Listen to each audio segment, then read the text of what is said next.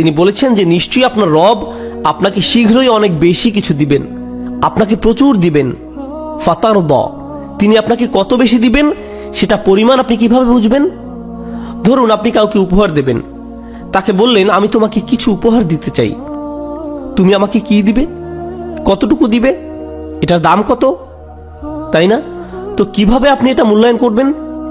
আল্লাহ আজ্জা ওয়া জাল্লা তার রাসূল সাল্লাল্লাহু আলাইহি সাল্লামের জন্য এসবের একটা মাপকাঠি দিয়েছেন। তিনি বলছেন ফাতারদ, আমি আপনাকে এত বেশি দিব যে আপনি খুশি হয়ে যাবেন, আনন্দিত হবেন। এই পরিমাণটি এমনভাবে বর্ণনা করা হয়েছে, অর্থাৎ আল্লাহর দেয়া শেষ হবে না যতক্ষণ পর্যন্ত না আপনি বলছেন ঠিক আছে আমি খুশি। আর উম্মতের জন্য আল্লাহর নবী সাল্লাল্লাহু আলাইহি সাল্লামের ভালোবাসা দেখুন, আমি ততক্ষণ পর্যন্ত তৃপ্ত হব না যতক্ষণ না আমার সকল উম্মত জাহান্নাম থেকে মুক্তি পায়। এটা আমাদের প্রতি তার গভীর ভালোবাসা। এরপর আল কাউসারের অংশ হিসেবে আল্লাহ আজ্জা ওয়া জাল্লার পক্ষ থেকে আরো একটা অনুগ্রহ হলো আলাম ইয়াজিদিকা ইয়াতীমান ফাআওয়া। আমরা আগেও এই আয়াতটির কথা বলেছি, তিনি কি আপনাকে ইয়াতীম অবস্থায় পাননি আর আপনাকে আশ্রয় দেননি? ওয়া ওয়াজাদাকা দাল্লান ফাহাদা। গত কয়েক মাস আগে আমরা পড়েছিলাম এই আয়াতে দল্লা শব্দটির অর্থ পথহারা বা পথভ্রষ্ট নয়, এর মানে সন্ধান করা বা খোঁজ করা। এমন একজন যিনি পথ খোঁজার খুব চেষ্টা করছেন কিন্তু খুঁজে পাচ্ছেন না। আল্লাহ আপনাকে এমন অবস্থায় পেয়েছেন যখন আপনি সঠিক পথের সন্ধানে ব্যাকুল ছিলেন এবং তিনি আপনাকে সঠিক পথ দেখিয়েছেন। এর চেয়ে বড় অনুগ্রহ আর কি হতে পারে? তারপর ওয়াজাদাকা আইলান ফাগনা, আর তিনি আপনাকে তীব্র আর্থিক কষ্টে পেয়েছেন এবং আপনাকে অভাবমুক্ত করেছেন। তারপর তিনি বলছেন আলাম নাশরাহ লাকা সাদরাক, আমরা কি আপনার জন্য আপনার বুক উন্মুক্ত করে দেইনি? বুক উন্মুক্ত করার মানে কি? যাতে এই বুকে কোরআন ধারণ করা যায়। এটা সেই কোরআন কোনো পাহাড় ধসে পড়ার ভয়ে যেটা ধারণ করতে পারেনি, সেই কোরআন রাসূল সাল্লাল্লাহু আলাইহি সাল্লামের বুকে ধারণ করা হয়েছে। তাছাড়া ওহী নাজিলের সময় যে কষ্ট, যেমন আমরা উটের ওই বর্ণনাটা জানি, ওহী নাজিলের সময় রাসূল সাল্লাল্লাহু আলাইহি সাল্লাম যদি উটের পিঠে থাকতেন, উটটি এমনভাবে বসে যেত যেন বালিতে ডুবে যাচ্ছে। একবার রাসূল সাল্লাল্লাহু আলাইহি সাল্লামের হাঁটু এক সাহাবীর হাঁটুর উপর ছিল। এমন সময় যখন ওহী আসা শুরু করলো, সেই সাহাবা বলেছিলেন তার মনে হচ্ছিল তার হাঁটু যেন ভেঙে যাচ্ছিল। আল্লাহ বলছেন ইন্না সানুলকি আলাইকা কওলান সাকিলা, শীঘ্রই আমরা আপনার উপর ভারী কিছু কথা নাজিল করব। এই ওহীগুলো আসলেই ভারী ছিল, কিন্তু ওই যে রাসূল সাল্লাল্লাহু আলাইহি সাল্লামের বুক উন্মুক্ত করা হয়েছিল যাতে তিনি এই ভারী কথাগুলো গ্রহণ করতে পারেন। কি দারুণ উপহার! এটা আল খায়রুল কাসীরের অংশ। তারপর ওয়াদানা আনকা উইজরাক, আমরা আপনার কাছ থেকে বোঝা নামিয়ে দিয়েছি। আল্লাযী আনকাযা যাহরাক, যে বোঝা আপনার পিঠ ভেঙে দিচ্ছিল। ওয়া রাফা'না লাকা যিকরাক, কি দারুণ উপহার আল্লাহর পক্ষ থেকে। আমরা আপনার স্মরণকে উচ্চ মর্যাদায় অধিষ্ঠিত করেছি। আর রফা শব্দটি দুইভাবে বোঝা যায়। আপনারা জানেন অন্য যে কোনো ভাষার মতো আরবি ভাষায়ও আপনি কোনো শব্দের শাব্দিক এবং রূপক দুই ধরনের অর্থ পাবেন, ঠিক আছে? তো যখন আপনি বলছেন আমরা আপনার স্মরণকে উচ্চ মর্যাদায় নিয়ে গিয়েছি, এর মানে বিশ্বউত, অর্থাৎ আমরা আপনার স্মরণকে সুউচ্চ করেছি। আর এই কথাটা আসলেই সত্য যখন সারা পৃথিবী জুড়ে আজান হয়। একটা মিনিটও এমন থাকে না যখন কেউ বলছে না আশহাদু আন্না মুহাম্মাদুর রাসূলুল্লাহ। এমনকি যারা এই কথাটা শুনেন তারাও বলেন সাল্লাল্লাহু আলাইহি ওয়াসাল্লাম। এভাবে তার মর্যাদা সমুন্নত করা হয়েছে। এমনভাবে প্রতিনিয়ত অবিরাম তার স্মরণকে সমুন্নত করা হয়েছে যেভাবে আর কাউকে, আর কোনো মানুষকে স্মরণ করা হয় না। সময়ের সাথে সাথে তার স্মরণ কমে যাওয়ার পরিবর্তে আরো বেড়ে যায়। এটা বেড়ে যায়, কমে না। সুবহানাল্লাহ। আল্লাহ বলছেন ওয়া রাফা'না লাকা যিকরাক, ওয়া রাফা'না লাকা যিকরাক, আপনার নাম উচ্চারণ করা, ঠিক না? আল্লাহ আজ্জা জাল্লা রাসূল সাল্লাল্লাহু আলাইহি সাল্লামকে স্মরণ করা এবং তার প্রতি দরুদ পাঠ করার জন্য পবিত্র কোরআনে আমাদের এত বেশি উৎসাহিত করেছেন যে ঈমানদাররা এগুলো করার জন্য সবসময় সুযোগ খুঁজতে থাকে। আল্লাহ নিজেই বলছেন ইন্নাল্লাহা ওয়া মালাইকাতাহু ইউসাল্লুনা আলান নবী, আল্লাহ নিজে এবং তার ফেরেশতারা।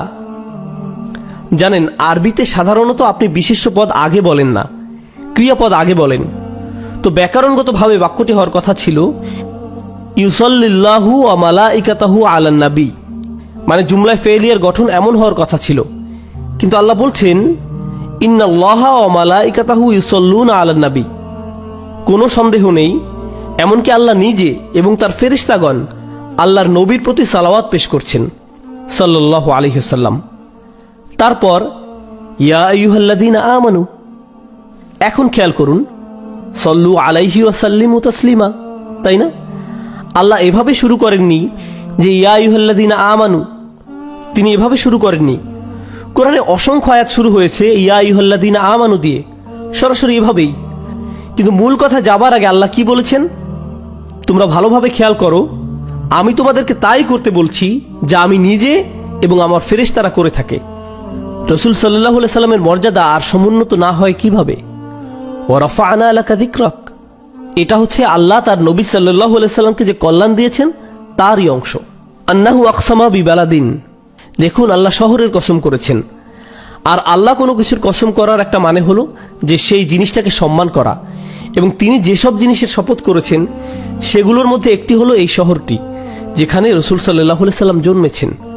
ও হাযাল বালাদিল আমিন, তিনি সেই শহরের শপথ করেছেন। প্রসঙ্গত কোরআনে খুব কম সময়ই আল্লাহ আযজা ওয়া জাল্লা তার বিস্ময়কর সৃষ্টি ছাড়া অন্য কিছুর শপথ করেছেন। এসব অন্য কিছুর মধ্যে কোনো মানুষের শপথ কখনোই করা হয়নি, শুধুমাত্র রাসূল সাল্লাল্লাহু আলাইহি সাল্লাম ছাড়া আল্লাহ কখনো কোনো মানুষের শপথ করেননি।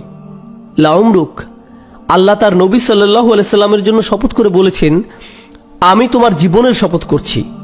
এসব ভাবমূলক শব্দ ছাড়াও আপনি জানেন আল্লাহ আযজা ওয়া জাল্লা আরো অনেক কিছুর শপথ করেছেন, যেমন আল আদিয়াত, ঘোড়াসমূহ, আকাশ, বাতাস, সূর্য। তাছাড়া তিনি তার নিজের শপথও করেছেন, তার নিজের শপথ সুবহানাহু ওয়া তাআলা। বালা ওয়া রাব্বিকা লা ইউমিনুন, অরব্বিকা মানে তার নিজের শপথ। যখন তিনি তার নিজের নামে শপথ করছেন, প্রথমে আমাদেরকে বুঝতে হবে আল্লাহ তার সৃষ্টির নামে শপথ করা আর তার নিজের নামে শপথ করার মধ্যে কি পার্থক্য আছে। এর মধ্যে কি একটা বিরাট পার্থক্য নেই? এর গুরুত্ব আমরা কল্পনাও করতে পারি না। প্রথম কথা হলো আল্লাহ কোনো কিছুর শপথ করা মানে বিষয়টা গুরুত্বপূর্ণ, কিন্তু এখানে তিনি কার নামে শপথ করছেন? তার নিজের নামে। এমনকি তিনি যখন নিজের নামে শপথ করছেন তিনি কেবল তার নিজের কথা বলছেন না, তার নামের পাশে তিনি তার রাসূল সাল্লাল্লাহু আলাইহি সাল্লামকে স্থান দিয়েছেন। তিনি বলেননি অরব্বিস সামাওয়াতি ওয়াল আরদ, অরব্বিল আলামিন, অরব্বিহিম না, অরব্বিল মালাইকা না, তিনি কি বলেছেন? অরব্বিকা ইয়া মুহাম্মদ, আমি শপথ করছি আপনার রবের নামে। তো এমনকি যখন তিনি নিজের নামে শপথ করেছেন তিনি তার রাসূল সাল্লাল্লাহু আলাইহি সাল্লামকে সম্মানিত করেছেন। এটাই আল খাইর আল কাসির, আল কাউসার হুয়াল খাইরুল কাসির, মানে রাসূল সাল্লাল্লাহু আলাইহি সাল্লামকে সেই প্রাচুর্যপূর্ণ কল্যাণ, সীমাহীন কল্যাণ দান করা হয়েছে। এরপর আল্লাহ বলছেন তার পক্ষ থেকে তার রাসূল সাল্লাল্লাহু আলাইহি সাল্লামের জন্য এত বেশি পুরস্কার রয়েছে যে বলা হচ্ছে ওয়া ইন্না লাকা লা আজরান গায়রা মামনুন, ওয়া ইন্নাকা লাকা লা আজরান গায়রা মামনুন, আপনার জন্য এত বেশি পুরস্কার রয়েছে যা গুণে শেষ করা যাবে না, এর কোনো শেষ নেই, কোনো সীমা নেই। এটা এমন একটা কথা যা আল্লাহ বিশেষভাবে তার নবী সাল্লাল্লাহু আলাইহি সাল্লামকে বলেছেন, এবং তিনি তার নবী সাল্লাল্লাহু আলাইহি সাল্লামকে এত বেশি ভালোবাসেন যে একই পুরস্কার তিনি ঈমানদারদের জন্যও ঘোষণা করেছেন। ইল্লাল্লাযীনা আমানু ওয়া আমিলুস সলিহাতি ফালাহুম আজরুন গায়রু মামনুন, তার নবী সাল্লাল্লাহু আলাইহি সাল্লামের প্রতি ভালোবাসার কারণে তিনি তাদের জন্য একই পুরস্কার রেখেছেন।